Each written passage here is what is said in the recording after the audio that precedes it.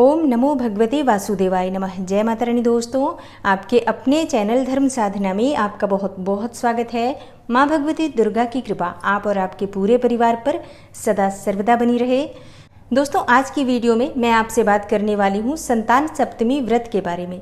भाद्रपद मास की शुक्ल पक्ष की सप्तमी तिथि के दिन संतान सप्तमी का व्रत धारण किया जाता है और जैसा कि इस व्रत के नाम से ही पता चलता है कि ये व्रत संतान के लिए धारण किया जाता है।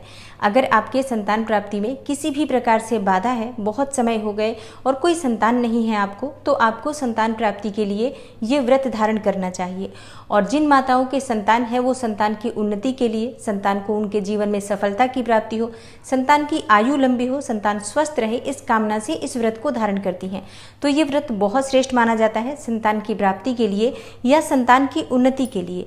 तो आज की वीडियो में मैं आपसे बात करने वाली हूँ कि भाद्रपद मास की सप्तमी तिथि कब है, तिथि कब प्रारंभ होगी, कब समाप्त होगी और व्रत हमें कब धारण करना है, पूजा की विधि क्या होती है, व्रत के नियम क्या होते हैं और किस प्रकार से हमें इस व्रत के नियम और विधि का पालन करना चाहिए जिससे कि इस व्रत का संपूर्ण फल हमें प्राप्त हो। तो व्रत से जुड़ी हुई सभी छोटी बड़ी जानकारियाँ मैं आपको आज की वीडियो में शेयर करने वाली हूँ। वीडियो को पूरा ज़रूर देखिए और अगर आपको आज की वीडियो अच्छी लगे तो लाइक भी ज़रूर कीजिए। दोस्तों, आपके लाइक्स, आपके कमेंट्स मेरे लिए बहुत महत्वपूर्ण होते हैं क्योंकि ये एकमात्र जरिया है जिनसे मुझे पता चलता है कि आपको ये वीडियो अच्छी लगती हैं और आपके लिए ये वीडियो उपयोगी है। तो अगर आपको वीडियो अच्छी लगती है तो लाइक तो ज़रूर ही किया करें और इसके साथ ही माता रानी के नाम का जयकारा भी कमेंट बॉक्स में ज़रूर लगाएं। इससे आपको सकारात्मक ऊर्जा की प्राप्ति होती है। और अगर आपका कोई भी सुझाव हो, कोई प्रश्न हो या कोई विशेष वीडियो देखना चाहते हैं तो वो भी आप कमेंट बॉक्स में लिख सकते हैं। और अगर आप चैनल पर पहली बार आए हैं, अभी तक आपने चैनल को सब्सक्राइब नहीं किया है, तो आज की वीडियो अगर आपको अच्छी लगे तो चैनल को सब्सक्राइब जरूर कर लीजिए और बेल बटन को भी प्रेस कर लीजिए। तो इससे ये होगा कि इस चैनल पर जो नई वीडियो अपलोड होंगी उनकी नोटिफिकेशन आपको सही समय पर प्राप्त होगी।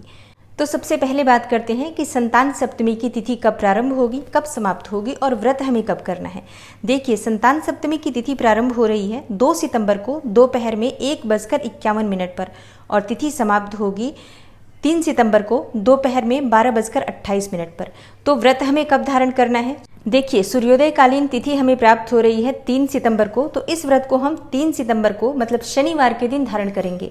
संतान सप्तमी का व्रत साल 2022 में 3 सितंबर 2022 को शनिवार के दिन रखा जाएगा। और अब जानते हैं कि व्रत के नियम क्या होते हैं, पूजा की विधि क्या होती है।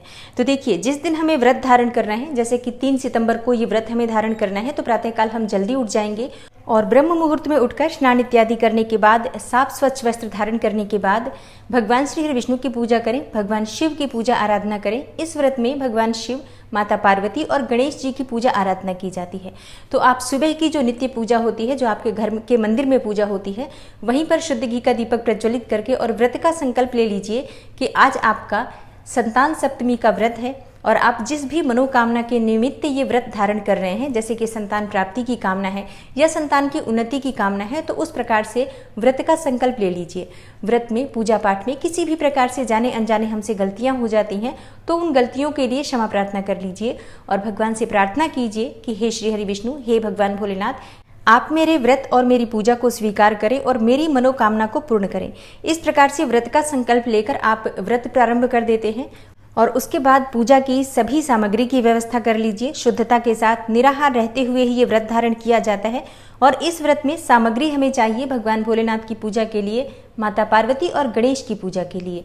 तो भगवान गणेश की पूजा के लिए हमें दूर्वा चाहिए और पीला यज्ञोपवीत चाहिए। इसी प्रकार से भगवान भोलेनाथ की पूजा की सभी सामग्री, जैसे कि आप पंचामृत ले सकते हैं अभिषेक के लिए, और भगवान भोलेनाथ को जो प्रिय वस्तुएं हैं जैसे कि भांग, धतूरा, बिल्वपत्र, सफेद आंकड़े के पुष्प, पीले कनेर के पुष्प, ये सभी चीजें जो आपके पास उपलब्ध हो उसके अनुसार आप सभी सामग्री की व्यवस्था कर लीजिए। भगवान भोलेनाथ को सफेद यज्ञोपवीत चढ़ाया जाता है और भगवान गणेश को पीले यज्ञोपवीत चढ़ाए जाते हैं, तो इस बात का भी ध्यान रखिए। और माता पार्वती के लिए सुहाग की सामग्री जरूर रखना चाहिए। आप चाहे तो 5 सुहाग की सामग्री रख सकते हैं या आपके पास व्यवस्था हो तो 16 सुहाग की सामग्री भी माता पार्वती को अर्पित कर सकते हैं।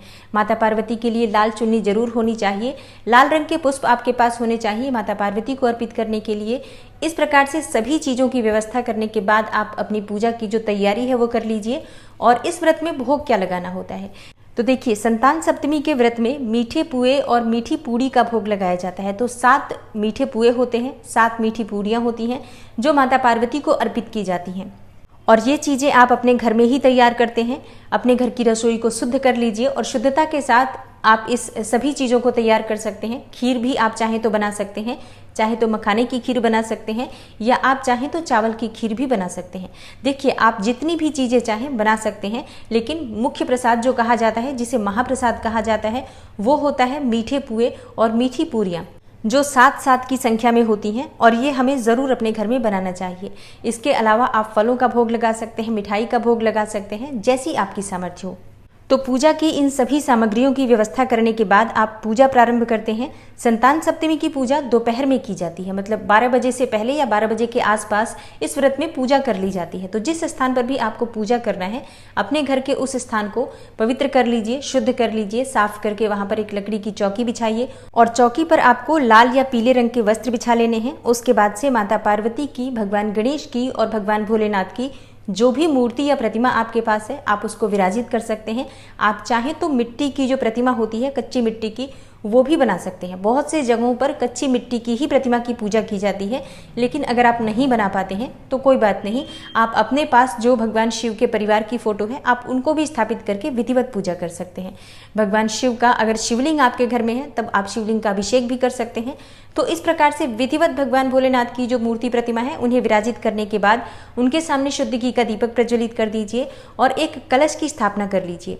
और कलश के लिए आपको एक पात्र लेना है। आप कोई सा भी पात्र ले सकते हैं, किसी भी धातु का, और उस पात्र में आपको थोड़ा सा गंगा जल डालना है। फिर शुद्ध जल से उस पात्र को भर दीजिए और कलश में आप एक सिक्का डाल सकते हैं, एक सुपारी डाल सकते हैं, साबुत हल्दी डाल सकते हैं, अक्षत डाल सकते हैं, पुष्प डाल सकते हैं और 2 लौंग फूल वाली और 2 हरी इलायची भी आपको कलश में डालना चाहिए। तो इनमें से कुछ चीज़ें भी आप डाल सकते हैं, ज़रूरी नहीं है कि आप सभी चीज़ें डालें, लेकिन हाँ, सिक्का, सुपारी, अक्षत और पुष्प जरूर होना चाहिए। साबुत हल्दी अगर आपके पास हो तो कलश में आप साबुत हल्दी भी डाल सकते हैं। इस प्रकार से आपको एक कलश तैयार करना है। कलश के ऊपर आपको पंच पल्लव रखना है। आम के पत्ते या अशोक के पत्ते आप रख सकते हैं, और मान लीजिए आपके पास आम के या अशोक के पत्ते ना हो तो आप पान के पत्ते भी कलश पर रखकर और उसके ऊपर एक नारियल की स्थापना कर दीजिए। नारियल पर स्वास्तिक बना दीजिए और एक चुन्नी लपेट दीजिए नारियल के ऊपर। और इसके बाद आप विधिवत भगवान भोलेनाथ और माता पार्वती की और भगवान गणेश की पूजा आराधना कीजिए। भगवान गणेश को दूर्वा अर्पित करें और जनेऊ अर्पित करें, पीले पुष्प अर्पित करें।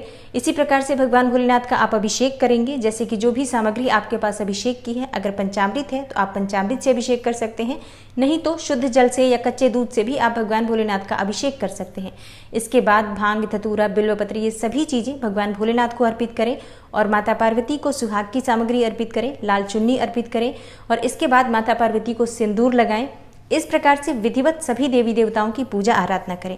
और हाँ, इस व्रत में विधान होता है, एक धागा होता है या कड़ा होता है, चांदी का या सोने का। बहुत से लोग कड़ा बनवा लेते हैं, लेकिन अगर आपने नहीं बनवाया है कड़ा, तो ऐसे में आप धागे का प्रयोग कर सकते हैं। कलावा का धागा भी ले सकते हैं या चाहे तो कच्चा सूत मिलता है सफ़ेद रंग का, आप उसे हल्दी से रंग दीजिए और उस धागे में आपको 7 गांठें लगानी है और उसके बाद उसकी स्थापना भी आपको भगवान गणेश और भगवान भोलेनाथ की जो मूर्ति प्रतिमा आपने स्थापित की है उन्हीं के पास करना है।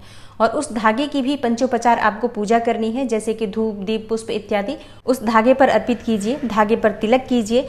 और अगर आपके पास कड़े हैं चांदी के या सोने के, तो आप इनकी भी इसी प्रकार से पूजा आराधना कर सकते हैं।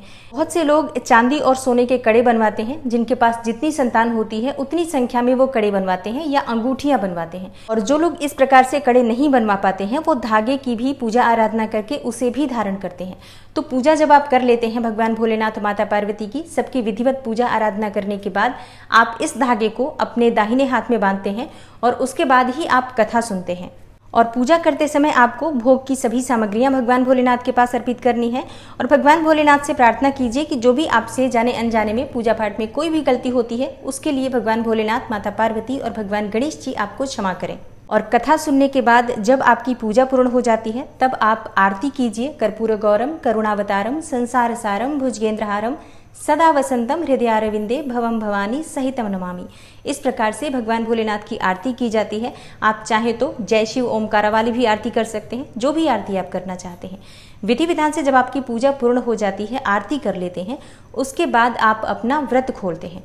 तो व्रत खोलने के लिए आपको क्या खाना होता है, देखिए माता पार्वती के पास जो आप पुए अर्पित करते हैं वो 2 जगह अर्पित करते हैं। 7-7 पुए 2 जगह अर्पित किए जाते हैं, जिसमें से 7 पुए आप किसी ब्राह्मण को दान कर सकते हैं या फिर आप अपने घर के परिवार के सभी सदस्यों को भी वितरित कर सकते हैं अगर कोई ब्राह्मण नहीं मिलता है तो। और जो 7 पुए आप अर्पित करते हैं वो आपको स्वयं ग्रहण करना होता है, उसी से आप व्रत खोलते हैं, वही आपको आज खाना होता है। और कोई भी व्रत बिना दान के पूर्ण नहीं माना जाता है, तो आपको सीधा जरूर निकालना चाहिए किसी ब्राह्मण के निमित्त।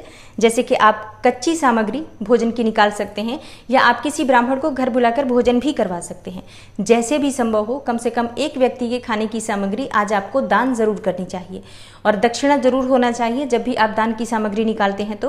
और इस प्रकार से आपका विधि विधान से संतान सप्तमी का व्रत पूर्ण होता है। और पूजा करते समय आपको भगवान भोलेनाथ और माता पार्वती के मंत्रों का जप करते रहना है। जैसे कि आप गणेश जी की जब पूजा कर रहे हैं तब आपको ओम गंग गणपतये नमः इस मंत्र का जप करना है।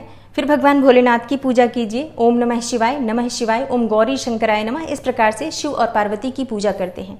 तो संतान सप्तमी का व्रत 3 सितंबर 2022 शनिवार के दिन धारण किया जाएगा। मेरी तरफ से आप सभी को संतान सप्तमी की हार्दिक शुभकामनाएं। दोस्तों वीडियो अच्छी लगी हो तो लाइक ज़रूर कीजिए, शेयर भी ज़रूर किया करें फैमिली फ्रेंड्स के साथ। और अगर आप चैनल पर पहली बार आए हैं, अभी तक आपने चैनल को सब्सक्राइब नहीं किया है, तो आज की वीडियो अगर आपको अच्छी लगती है तो चैनल को सब्सक्राइब ज़रूर कर लीजिए और बेल बटन को भी प्रेस कर लीजिए। तो इससे ये होगा कि इस चैनल पर जो नई वीडियो अपलोड होंगी उनकी नोटिफिकेशन आपको सही समय पर प्राप्त होगी। मैं मिलती हूँ आपसे अगली वीडियो में, तब तक के लिए नमस्कार।